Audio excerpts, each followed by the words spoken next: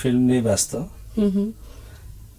Shooting, dubbing, আর ফিল্মের মাঝে সংসার আছে, স্ত্রী, বাচ্চা। আমাদের একটা জিনিস সবসময় কাজ করে, যে সবাই বলে ফিল্মের প্রতি একটু অনীহা থাকে মানুষের, আমি ফিল্মে আসতে চাই না, এই সেই অনেক কিছু। কিন্তু আপনি চলচ্চিত্রে আসার জন্য এই যে আগ্রহটা, সেটা আপনার কেন, মানে আগ্রহী হলেন কেন?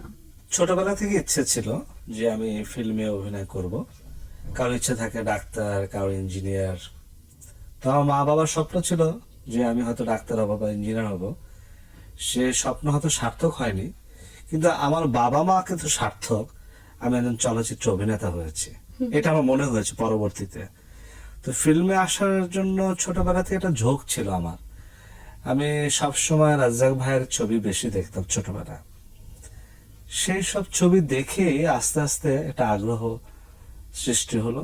দেন নতুন মুখের সন্ধানে মানে একটু আমি আসতাম। ইন্টারাপ্ট করি, যে নতুন মুখে নাম কেন, যদি বলি যে নাম দিলেন বা কেন? আচ্ছা আচ্ছা, আমি ঢাকা কলেজে তখন পড়ি, জুলজি অনার্স। আচ্ছা, তাহলে মানে জাস্ট এইচএসসি পাশ করে এসেছেন হ্যাঁ, নাকি? হ্যাঁ। তো বলাকা হলে ভীষণ ছবি দেখতাম, বলাকা সিনেমা হলে।